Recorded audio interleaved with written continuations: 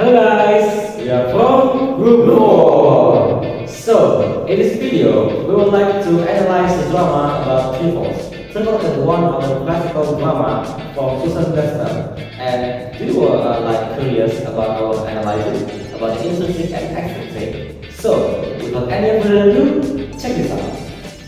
Okay, there are three tables of contents that we are going to explain. First, intrinsic element, second, extrinsic element, and third, conclusion. Okay, the first, we take a look about intrinsic elements.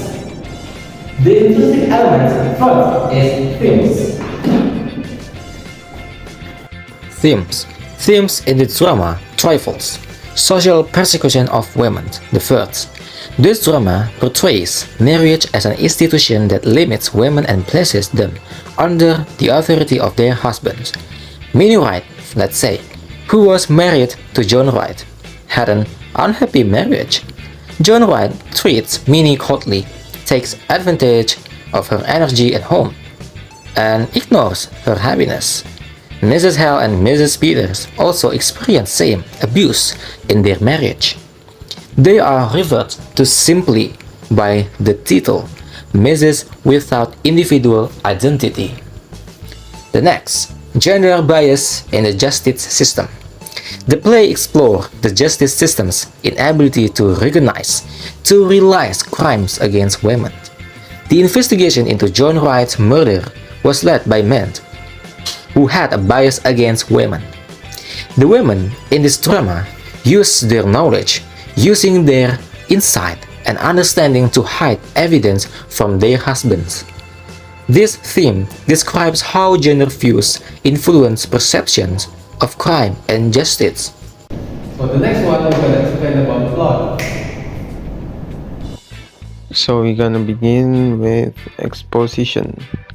The drama begins with young District Attorney George Henderson, Sheriff Henry Peters, his wife Mrs. Peters, and Mr. and Mrs. Lewis Hale arriving at the Wright farmhouse. The house looks messy, as if people have left it untidy. It's cold, so the men go straight to the wood stove and the women stay behind. Second is rising incident. As soon as the men disappeared from upstairs, the women, Mrs. Hale and Mrs. Peters, began to speak more openly. Mrs. Hale expresses her anger at her men's criticism of her cooking. Peters defends the men's actions as part of their duty. As Mrs. Hale looked around her, she noticed more things out of place in the kitchen. The women begin to form their own opinions about the situation. Also next we have climax and turning point. The highest tension occurs when Mrs. Hale and Mrs. Peters decide to hide the dead bird from the county attorney and the other men. The ladies take stand for Mrs. Wright and women as a whole. This decision represents a turning point in the story as it reveals their solidarity and empathy for Minnie Wright, who has suffered silently in her oppressive marriage. Fourth, falling action, resolution or denouement. Mrs. Hale delivers a snarky comment to the county attorney while pressing her hand against the dead canary in her pocket. The men remain clueless, but we as the audience know what the women have won this round. This moment represents the resolution of the tension built throughout the play. The women's solidarity and empathy for Minnie Wright prevail over the official investigation. Alright, what next? What can we get in the moral in this drama? Here's the moral. Third, moral values. 1. Gender roles and oppression. The play highlights the restrictive gender roles of the early 20th century when women were confined to the home and had limited freedom of choice. A messy kitchen symbolized the everyday and overlooked aspect of women. Minnie, the woman's solidarity and compassion for her likes demonstrate the importance of understanding the emotional conflicts women face in oppressive marriages. 2. Justice and empathy. Men focus on finding evidence while women pay attention to subtle details. The woman's decision to hide the dead canary reflects their sympathy for Minnie's right and her resistance to male-dominated investigation. Well, this work questions the value placed on women's words and experience. 3. Silent voice. Minnie Rake's suppressed emotion find expression through the dead canary. The women's solidarity in canceling evidence reflects their shared experience and the power of female bonds. Furthermore, I will explain about each other character because each other character has their own personality. And next one, I will explain about the seconds. Here it is. Okay, let's talk about characters. There's a lot of characters in here, and each other person got their own personality. Okay, let's start with Mrs. Peters. Mrs. Peters is the wife of the sheriff, more timid than Mrs. Hale, aware of responsibilities the woman have to the law and their husbands, becomes increasingly sympathetic to Minnie Wright's situation as the play unfolds, and Mrs. Hale, the wife of the neighboring farmer, racked by guilt for not having visited Minnie Wright more often, leads Mrs. Peters in uncovering the truth about Minnie's life with their unkind husband. And then, remember, Minnie's yearned for innocence and happiness before she was married, and Minnie Wright, the victim, the wife of murdered John Wright and his killer. Oh, I'm sorry, it's not victim, it's pelaku. Minnie Wright, the wife of the murdered John Wright and his killer, and previously known as Minnie Foster before her marriage. And Mrs. Hale remember her as a joyful and lively woman. That canary on the scene becomes a symbol of her suppressed emotion and her breaking point. And then for the male characters, George Henderson, the county attorney assigned to the case, confident of Minnie's guilt, and Henry Peters, the local sheriff who accompanies Henderson, Lewis Hale, the neighboring farmer who discovered John Wright's body, and then John Wright, the victim, the deceased farmer, described as a hard man. And for the setting, for your information, the play is inspired by the true story of the murder of John Hossack, a farmer, and explores unequal domestic relationship and the impact of gender dynamics in early 20th century society.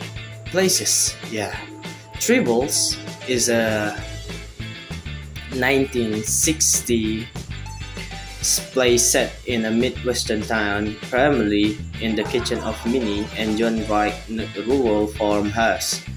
The home's solitary atmosphere and welcoming atmosphere reflect Minnie's suppressed emotion and her breaking point.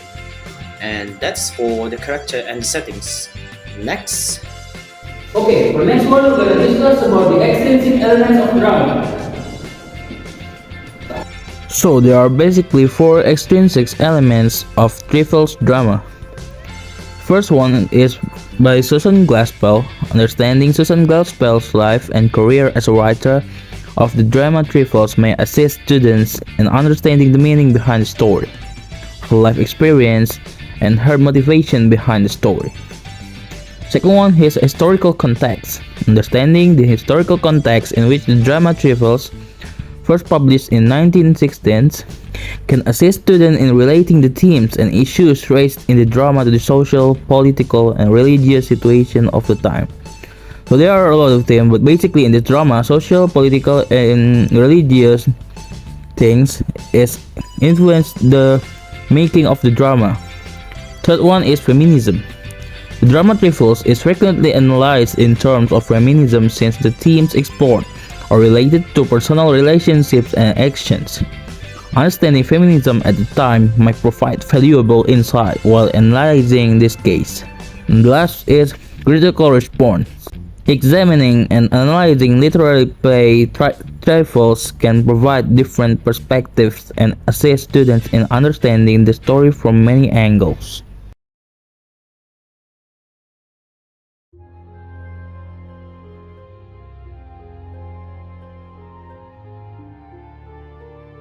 I wonder how would have any children right now.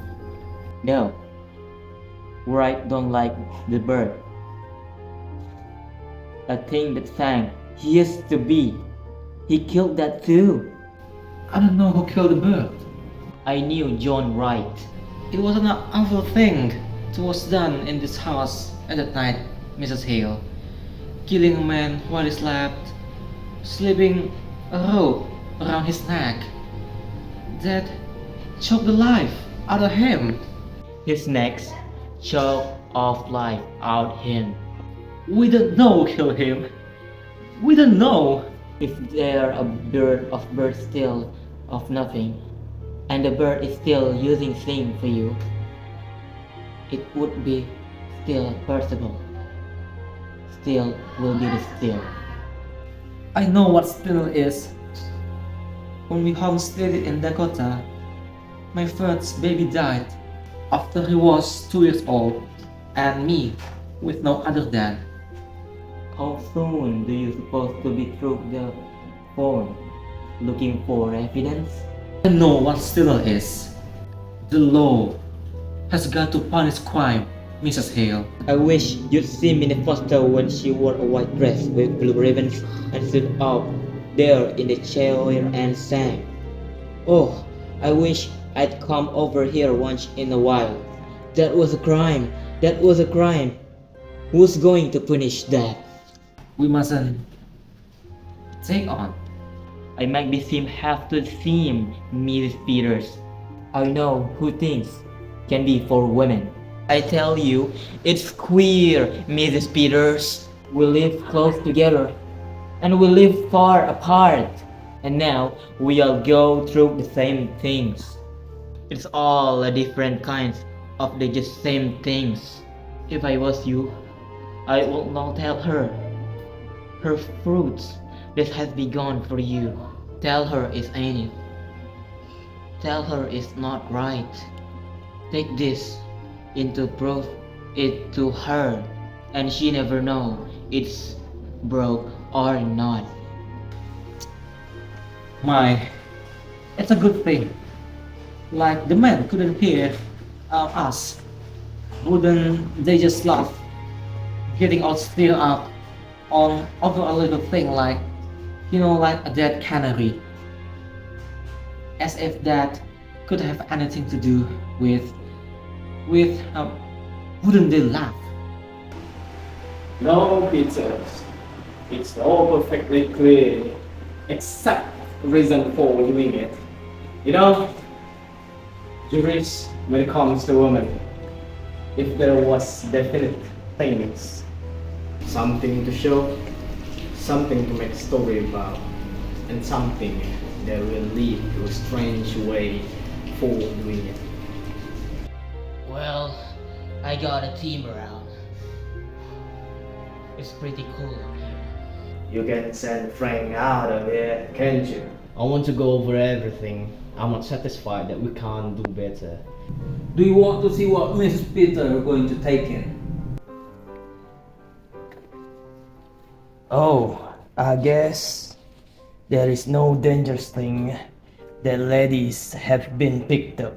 No, Mrs. Peter doesn't need supervising. For that matter, a sheriff's wife is married to the law.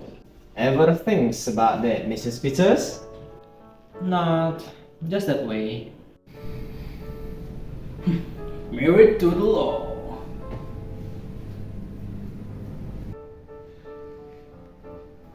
I just want you to come here for a minute, George. We have to take a look at these windows.